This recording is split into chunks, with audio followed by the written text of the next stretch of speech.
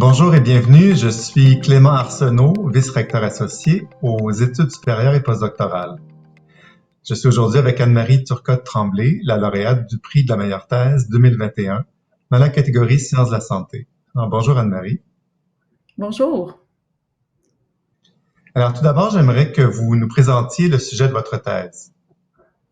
Oui, donc ma thèse s'est déroulée au Burkina Faso où la faible qualité des soins de santé contribue au taux élevé de mortalité et de morbidité.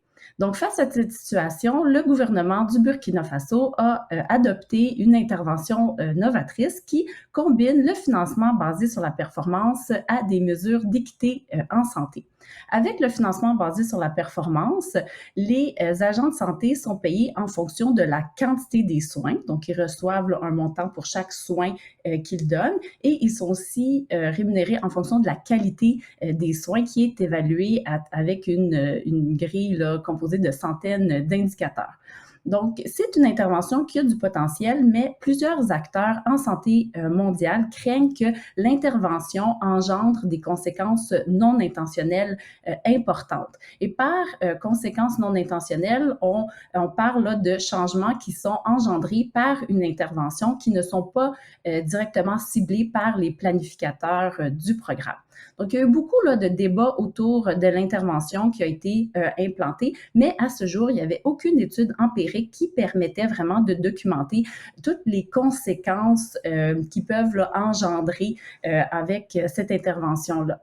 Donc, l'objectif de la thèse était d'accroître les connaissances scientifiques sur les conséquences non intentionnelles du financement basé sur la performance combiné avec des mesures d'équité au Burkina Faso. Merci. Et maintenant, parlez-nous des théories, des méthodes que vous avez utilisées dans le cadre de votre recherche. Oui, donc avec mon équipe qui était composée du docteur Valérie Ride, du docteur Manuela De Allegri et aussi de mon collègue au Burkina Faso, Idriss Ali Gali, nous avons développé un cadre conceptuel qui était basé sur la théorie de diffusion des innovations de Rogers. Et selon ce cadre conceptuel-là, il y a 4 types de facteurs qui peuvent interagir pour engendrer des conséquences non intentionnelles. Donc, premièrement, on doit prendre en compte la nature de l'innovation. Ici, l'innovation, c'est l'intervention.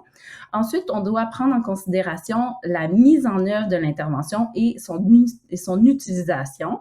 On doit aussi considérer les caractéristiques des acteurs du système local et aussi la nature du système local. Donc, on doit regarder comment là, les variables dans ces 4 catégories là peuvent interagir pour produire différents types de conséquences.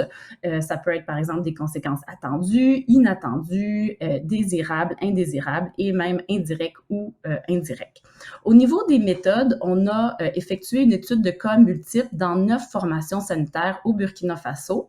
On a effectué 5 mois d'observation sur le terrain qui ont permis d'effectuer 104 entrevues semi-structurées, 266 séances d'observation et des centaines là, de conversations informelles avec un large éventail d'acteurs, donc les agents de santé, les patients, des indigents, ainsi de suite.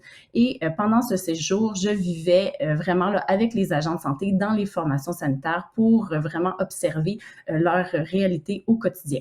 On a aussi utilisé des données quantitatives du système de gestion de l'intervention pour voir comment là, les soins évoluent dans le temps.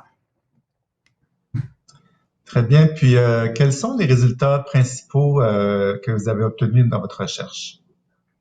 Oui, donc en fait, la thèse montre que la nature et la mise en œuvre de l'intervention ont interagi avec le système social et les caractéristiques de ses membres pour engendrer là, vraiment un large éventail de conséquences non intentionnelles importantes. Et la majorité de ces conséquences non intentionnelles étaient indésirables. Par exemple, les résultats montrent que les prestataires de soins avaient vraiment une fixation sur les mesures de rendement et ils falsifiaient là, les registres médicaux pour augmenter leurs primes. Il y avait aussi le volet là, de vérification communautaire où on essayait de retracer les patients dans la communauté pour vérifier que les soins avaient vraiment été donnés, pour aussi évaluer le niveau de satisfaction des patients. Et les résultats en lien avec la vérification communautaire montrent qu'il y avait aussi une falsification des données de vérification. Il y avait aussi une perte de confidentialité des patients qu'on retraçait là, dans leur communauté. Et cela a engendré aussi là, de la crainte de certains patients qui ne comprenaient pas pourquoi on venait là, les retrouver dans leur domicile pour leur poser des questions. L'intervention avait aussi tout le volet de la gratuité des soins pour les indigents et les résultats en lien avec ce volet-là ont montré que les prestataires de soins limitaient grandement les soins qui étaient offerts gratuitement aux indigents parce qu'ils trouvaient que cela engendrait là, des difficultés financières au centre de santé. Et évidemment, là, tout ça a engendré beaucoup de conflits avec la population et les indigents qui trouvaient là, qu'on leur avait offert des soins, on leur avait promis des soins gratuitement, mais finalement, c'était pas réellement offert. Très bien. Puis maintenant, si on regarde sur le plan scientifique, quelles sont les principales contributions de votre thèse? Oui, donc ma thèse a eu plusieurs types de contributions. Premièrement, au niveau empirique, les résultats peuvent être utiles pour permettre aux décideurs d'améliorer leur approche pour améliorer là, la performance des systèmes de santé, améliorer la santé des populations. La thèse a aussi des contributions théoriques et méthodologiques parce qu'elle propose un cadre conceptuel et des méthodes qui peuvent être utiles pour étudier différents types de conséquences non intentionnelles dans d'autres contextes en lien avec d'autres interventions. Par exemple, là, on est en train de voir comment ce cadre-là peut être utile pour évaluer là, les conséquences non intentionnelles des mesures implantées pour contrer la COVID-19 et aussi les conséquences non intentionnelles là, de différentes réformes du système de santé. Très bien, alors je vous remercie Anne-Marie pour cet entretien très intéressant et je vous félicite encore une fois pour l'obtention de ce prix de la meilleure thèse. Merci beaucoup.